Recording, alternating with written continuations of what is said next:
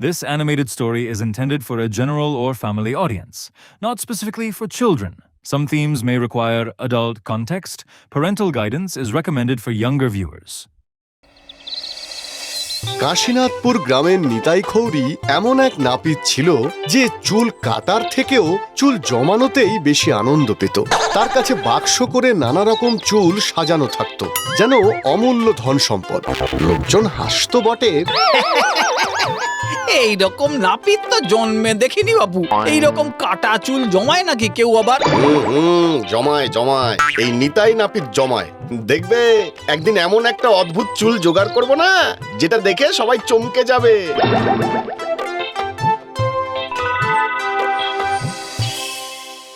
সেই সুযোগটাই এক অদ্ভুত রাতে এসে হাজির হলো নিতাইয়ের কাছে।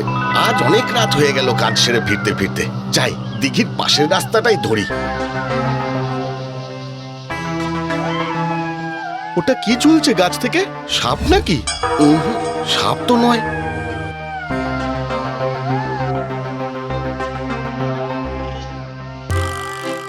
আরে এই যে বিশাল মোটা কালো কুচকুচে টিকি, চুলে বেশ যত্ন করে, বোঝাই যাচ্ছে। নিতাইয়ের মধ্যে লোভ জন্মালো। সে চুপি চুপি গাছে উঠে সেই বিশাল টিকিটা কেটে নিয়ে মনের আনন্দে বাড়ির রাস্তা ধরল, কিন্তু জানতেও পারল না কি সাংঘাতিক কাজটাই না সে করে ফেলেছে।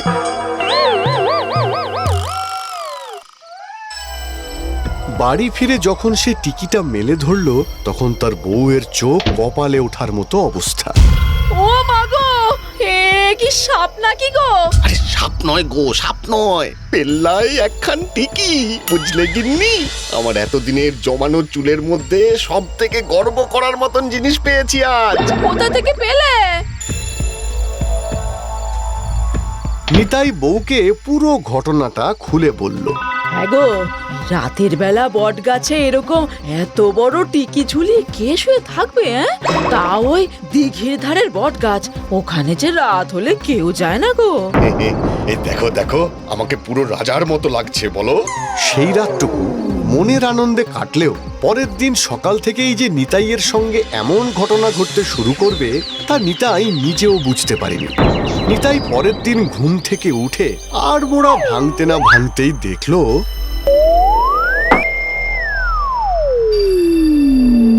এদিকে বউ রান্নাঘরে ভাত বসাতে গিয়ে দেখলো হাড়ির ঢাকনাটাই নেই। পেছন ফিরতেই সে দেখে বউয়ের তো অজ্ঞান হওয়ার মতো অবস্থা। নিতাই আর বউ প্রথমে ভয় পেলেও দুজনেই বুঝলো বেশ ভালোই তো। আহা গিন্নি, ভয় পেও না, ভয় পেও না। একবার ভাবো খালি, টিকিটা যদি এরকম কাজ করে, তাহলে তোমার আর আমার তো কোনো খাটনিই থাকবে না। তা তুমি খুব একটা ভুল কিছু বলনি, কিন্তু তোমার কিন্তু কিন্তু রাখো তো। এই নাও নাও নাও, এখন মনের আনন্দে এই টিকিকে দিয়ে যা কাজ করার করিয়ে নাও। ব্যাস, তারপর ওদের কথা মতো টিকি একের পর এক কাজ করতে লাগলো। টিকি এখন রান্না করা থেকে উঠোনের টেপা কল থেকে জল তুলে আনা, গাছ থেকে আম পেড়ে দেওয়া, চাল পরিষ্কার করে দেওয়া সব করতে লাগলো। রাতে শোয়ার সময় নিতাইয়ের পিঠে সুড়সুড়ি দেওয়াও বাকি রইল না। এখানেই থামলো না টিকি। নিতাইয়ের শখ পূরণের জন্য টিকি নিজেই দায়িত্ব নিয়ে জানলা দিয়ে লম্বা হয়ে ভেসে গিয়ে ভালো চুলের মাথা দেখলেই কামিয়েও চলে আসছিল, আর লোকে বুঝতেও পারছিল না। কিন্তু এই মজাটা বেশিক্ষণ আর স্থায়ী হলো না, কারণ টিকিটা ধীরে ধীরে নিজের মতো আচরণ করতে শুরু করলো, যেন তার নিজেরই আলাদা ইচ্ছে আছে। একদিন আচমকাই লোকেরা এসে বাড়িতে ঝামেলা করতে শুরু করলো। ও মশাই, কি জাদু বলে সব বিনা পয়সায় চুরি করছেন? আরে ভালো হচ্ছে না কিন্তু। কে বললো চুরি করেছি? ঘরে এসে দেখে যান চুরির মাল পান কিনা। এরকম একটা শক্তি পেয়ে নিতাইয়ের দিনগুলো বেশ মজাতেই কাটছিল।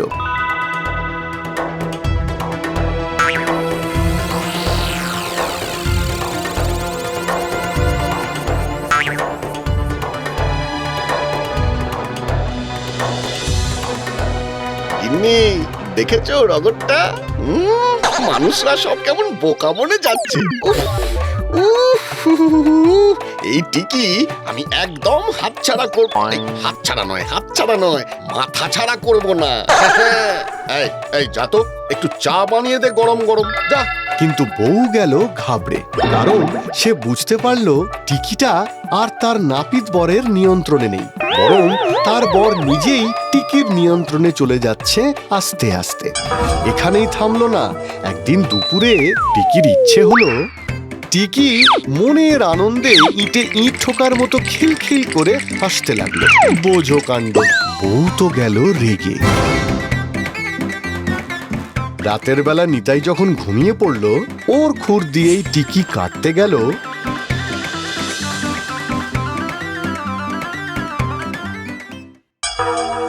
ব্যাস, বউ আর সহ্য করতে না পেরে ভোর হতেই ছুটল শম্ভুতান্ত্রিকের কাছে।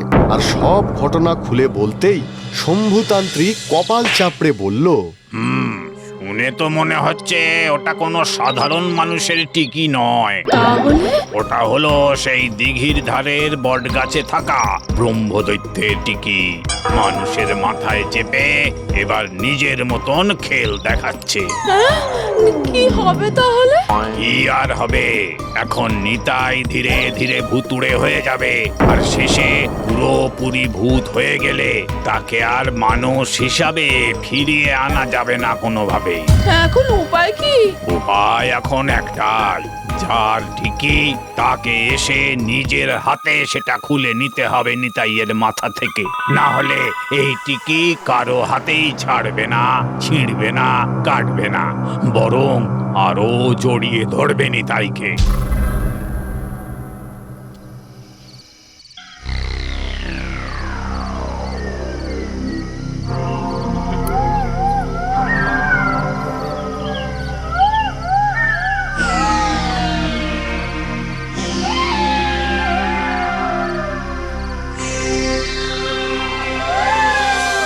বউ সাহস জুগিয়ে পাশের গাঁয়ের দিঘির ধারে সেই বট গাছের কাছে গেল, আর দেখা পেল ভূতের।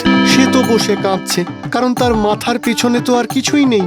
নিতাইয়ের বউ বুঝতে পারল, এই জন্যেই ভূত হুড়মুড়িয়ে ডিগবাজি খেয়ে নিচে পড়েছে।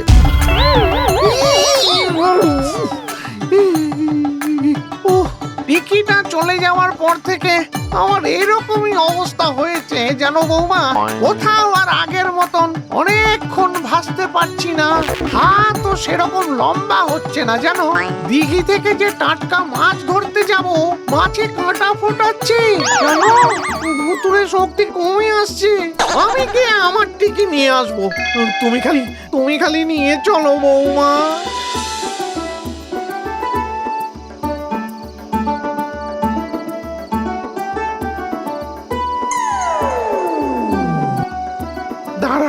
দাঁড়া, আজকে তোর 12টা বাজাচ্ছি। আমার টিকি কেটে এনে আমার মাথা ফাঁকা করে দিয়ে এখন নিজের মাথায় বিলি কাটা হচ্ছে। দাঁড়া। নিতাই সঙ্গে সঙ্গে উঠে বসলো। দুজনেই একে অপরের দিকে তাকিয়ে রইল, অদ্ভুত এক রাগ আর লোভ নিয়ে। তারপরেই শুরু হলো ধুমধুমার কাণ্ড। ভূত ঝাঁপিয়ে পড়ে টিকিটা ধরতেই সে হঠাৎ সাপের মতো ছটফট করতে শুরু করলো, আর নিতাইও ছাড়লো না। সে শক্ত করে ধরে রাখলো নিজের দিকে টিকিটাকে। ছেড়ে দে বলছি, ছেড়ে দে। না, আমি কেন ছাড়বো? ওটা তো আমার টিকি। তুই ছাড়। না না, তুই ছাড়। না, তুই ছাড়। তুই ছাড়বি। তুই ছাড়, ছাড়। টানাটানি হওয়াতেও টিকিটা কোনোভাবেই মাঝখান থেকে আলাদা হলো না, বরং টিকির খোলা দিক ভূতের মাথায় এমন ভাবে জড়িয়ে গেল যে দুজনের মাথায় একই টিকির সঙ্গে আটকে গেল শক্ত করে। এমন অবস্থা দাঁড়ালো যে নিতাই একটু নড়লেই ভূত পড়ে যাচ্ছে, আর ভূত উঠতে গেলেই নিতাই পড়ে যাচ্ছে। পরের মুহূর্তেই সব শান্ত হয়ে গেল, আর টিকিটা আর নড়ল না, যেন তার সমস্ত শক্তি হঠাৎ করে থেমে গেছে। যা, এ কি হলো গো গিন্নি? টিকি নিয়ে রাজত্ব করার আর সুযোগই রইল না। দূর, আমার কি ছাই পাঁচটা রইল শুনি। সামান্য ভয়টুকু দেখানোর ক্ষমতাও পাচ্ছি না। এমন ভাবে টিকিটা দুদিকেই আটকে গেছে। তবে এসব দেখে বউ তখন হাঁপ ছেড়ে বাঁচল, কারণ অন্তত তার বরটা আবার মানুষ হয়েছে। যদিও সঙ্গে একটা ভূত জুটে গেছে চিরকালের মতো। প্রথমে একটু অস্বস্তি থাকলেও বউ খুব তাড়াতাড়ি বুঝে গেল এই অবস্থায় একটা ভালো সুবিধেও আছে, কারণ ভূত এখন আর ভয় দেখাতে পারবে না, কিন্তু কাজকর্ম দিব্যি করতে পারবে।